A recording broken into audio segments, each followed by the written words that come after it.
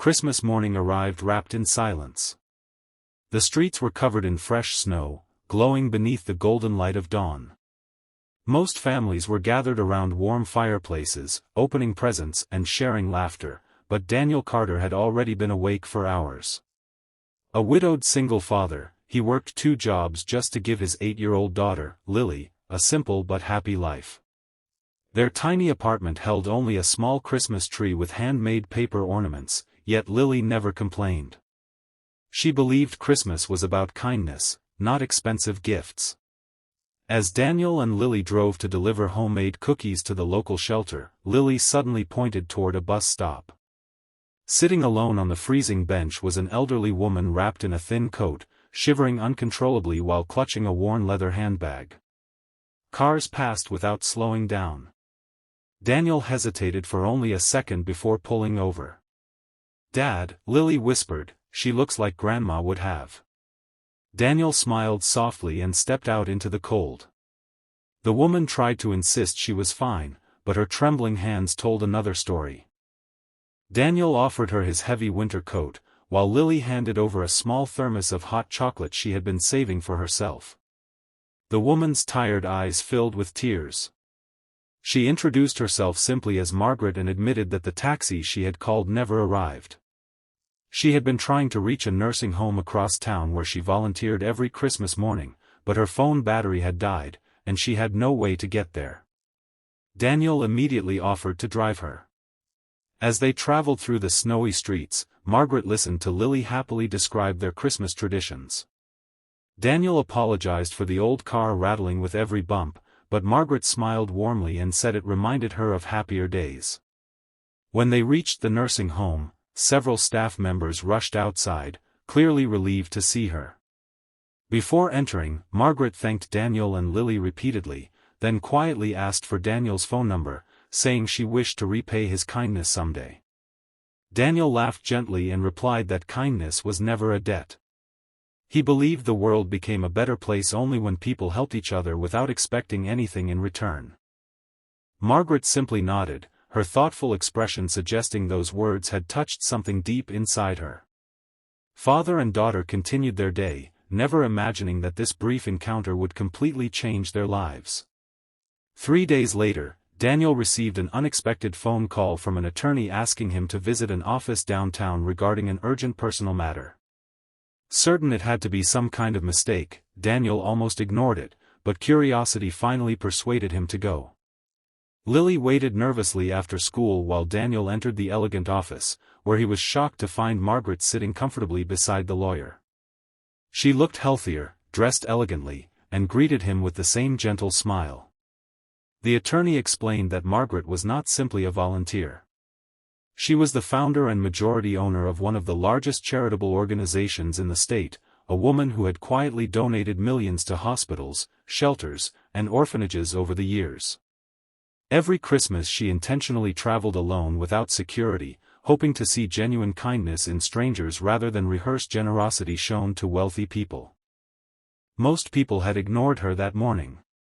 Some had even walked away after seeing her shivering in the snow. Daniel had been the only person who stopped without asking for anything in return. Margaret then revealed the life-changing truth. Years earlier, Daniel's late wife, Emily, had worked as a young nurse in one of Margaret's charity clinics. During a difficult medical emergency, Emily had saved Margaret's life by refusing to leave her side despite being exhausted after a double shift. Margaret had searched for Emily many years later, hoping to thank her properly, only to learn she had passed away after battling a sudden illness. Looking at Daniel through tearful eyes, Margaret said softly, "When you helped me on Christmas morning, I realized Emily's kindness never disappeared. She simply left it behind in the people she loved most." Daniel struggled to speak as memories of his wife flooded his heart. Margaret explained she had established a scholarship foundation in Emily's name that very morning after recognizing Daniel's family. The foundation would fully pay for Lily's education through college and provide financial support so Daniel could finally leave his exhausting second job and spend more time raising his daughter. Daniel tried to refuse, insisting there were families in greater need, but Margaret gently interrupted him. "This isn't charity," she said. "This is gratitude that has waited far too many years." Tears rolled down Daniel's face as he realized one simple act of compassion had connected two lives separated by time and heartbreak. That evening, Daniel returned home carrying nothing but the news. Lily listened quietly before wrapping her small arms around her father. "Mom still helps people," she whispered. "She just does it through us now." Daniel looked at the tiny Christmas tree standing in the corner of their apartment, its paper ornaments glowing beneath the lights. For the first time since losing Emily, he felt hope replacing grief. The greatest gift they had received wasn't financial security or opportunity. It was the certainty that genuine kindness never truly disappears. Every selfless act creates another, passing from one heart to the next like the light of a single Christmas candle bright enough to warm even the coldest winter morning.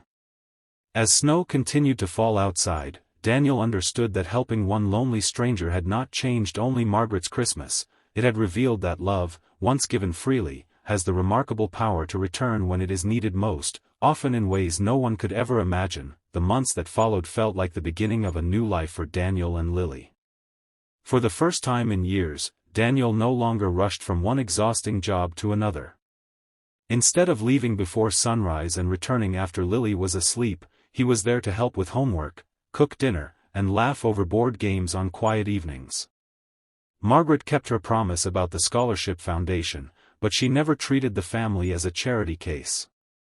She became a trusted friend, visiting often with homemade pies and stories from her travels, always reminding Lily that true wealth was measured by kindness, not money. One spring afternoon, Margaret invited Daniel and Lily to attend the annual charity gala hosted by her organization. Daniel almost declined. He owned only one old suit, and the thought of standing among wealthy business leaders made him uncomfortable. But Margaret insisted that they belonged there more than anyone else. The grand ballroom sparkled with crystal chandeliers, elegant decorations, and hundreds of distinguished guests. As Daniel entered holding Lily's hand, whispers spread through the room. Many recognized Margaret, but few knew the identity of the modest father walking beside her. When Margaret stepped onto the stage to deliver her keynote speech, the room fell silent. "For decades," she began, "people have asked me what inspires me to continue helping others. Tonight, I finally have my answer." She invited Daniel and Lily onto the stage. Daniel looked shocked. "Margaret, I don't belong up there." "You do," she replied with a warm smile. "More than you know." Standing before the audience, Margaret told the story of that freezing Christmas morning. She described how dozens of people had ignored her, while one tired single father with very little had stopped without hesitation. She explained how Daniel had refused any reward, believing kindness should never come with conditions. Many guests lowered their eyes in embarrassment. Then Margaret revealed another surprise. "For years," she said, "our foundation has searched for someone worthy of leading a new community outreach program, someone who understands compassion not as a business strategy but as a way of life. Today, I am honored to announce that Daniel Carter has accepted the position of community director." The ballroom erupted in applause. Daniel stood speechless. I have no experience running a charity," he admitted. Margaret smiled.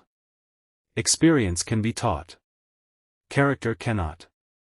The new role allowed Daniel to organize food drives, mentor struggling single parents, and expand emergency assistance programs across the city. His own hardships gave him an understanding that no textbook ever could. Months later, while delivering supplies to a neighborhood shelter, Daniel noticed a young father sitting outside with his little son. Their clothes were worn, and the boy hugged a torn stuffed bear tightly. Without thinking twice, Daniel sat beside them. "I've been where you are," he said gently. The man looked at him with tired eyes. Daniel arranged temporary housing, helped him find employment through the foundation, and made sure the child started school with new clothes and books. As they left, Lily smiled knowingly. "You're doing what Grandma Margaret did for us." Daniel shook his head. No, he replied softly. I'm doing what your mom taught us long before we even realized it. Years passed. Lily graduated at the top of her class using the scholarship Margaret had created in Emily's memory. Inspired by both her mother and Margaret, she chose to study medicine, determined to become the kind of doctor who treated every patient with dignity and compassion. On graduation day, Margaret, now much older, proudly watched from the front row. After the ceremony, she handed Lily a small velvet box. Inside was the same silver snowflake brooch Margaret had worn on that unforgettable Christmas morning. It has reminded me for many years, Margaret said, that miracles rarely arrive with fireworks. They usually come disguised as ordinary people making extraordinary choices. Lily carefully pinned the brooch onto her graduation gown. I'll wear it, she promised, every time I need to remember why I became a doctor. That Christmas, Daniel stood outside the same bus stop where everything had begun. Snowflakes drifted gently through the air as families hurried home with gifts and groceries. This time, Daniel noticed another elderly man sitting alone in the cold. Without hesitation, he walked over. "Can I help you?" he asked with a friendly smile. The stranger looked up, surprised. Daniel smiled even wider. Because now he understood something that had taken years to learn. The greatest Christmas miracles are not found under decorated trees or hidden inside expensive presents. They begin with a single act of kindness offered to someone who has no way to repay it. And somewhere, often when least expected, that kindness finds its way back, changing not only one life, but generations to come. 10 years passed, but every Christmas morning Daniel returned to the same bus stop where his life had changed forever. It had become a quiet tradition. He carried a box of hot coffee, blankets, and small gift bags filled with gloves, scarves, and handwritten Christmas cards that Lily insisted on making herself every year. Sometimes he found someone who needed help. Sometimes the bench was empty. Either way, Daniel never missed a Christmas there, because he believed kindness should become a habit, not a holiday. By then, Lily was no longer the little girl who had shared her hot chocolate with a stranger. She had become Dr. Lily Carter, a compassionate emergency physician known for staying long after her shifts ended to comfort frightened patients. Her colleagues often wondered how she remained so patient and hopeful despite the exhausting work. She always answered with the same words. "My parents taught me that every person carries a story you cannot see." Margaret, now in her late 80s, watched Lily with immense pride. Although age had slowed her steps, her spirit remained bright. She often joked that meeting Daniel and Lily had been the greatest investment her foundation had ever made. One snowy December evening, Margaret quietly asked Daniel to visit her home. "I have one last favor," she said softly. Daniel immediately shook his head. "You've already done more for us than we could ever repay." Margaret smiled. "This isn't about repayment. It's about the future." She handed Daniel a thick folder. Inside were legal documents establishing a new charitable organization that would continue long after she was gone. Across the first page, in elegant silver letters, were the words, "The Emily Carter Kindness Foundation." Daniel's hands trembled. Margaret looked toward the fireplace where an old photograph of Emily rested beside one of Lily in her graduation gown. "Emily saved my life," Margaret whispered. "You reminded me why it was worth saving. Now I want her kindness to continue for generations." The foundation would provide emergency assistance to widowed parents, scholarships for children who had lost a parent, temporary housing during family crises, and free medical care for those unable to afford treatment.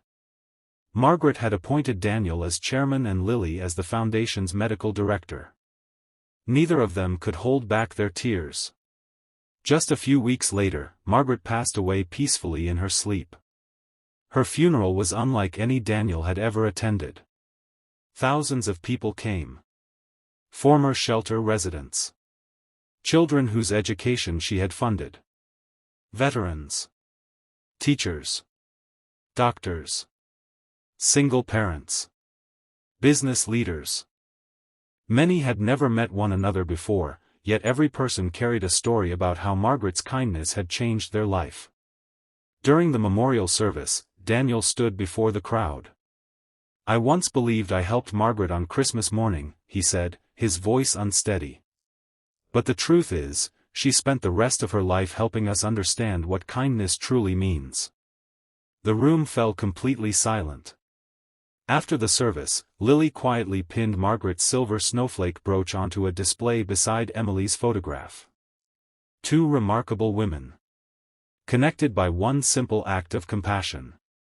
Years later, the Emily Carter Kindness Foundation became one of the nation's most respected charitable organizations. Every Christmas Eve, hundreds of volunteers gathered before sunrise. Some delivered meals.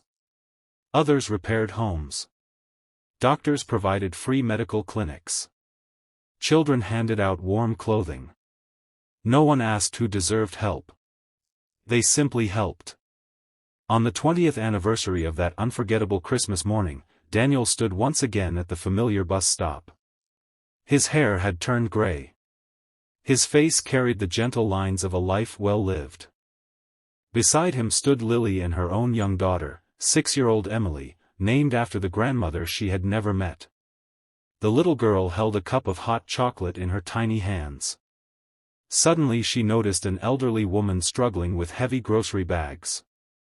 Without waiting for anyone to tell her, little Emily ran forward.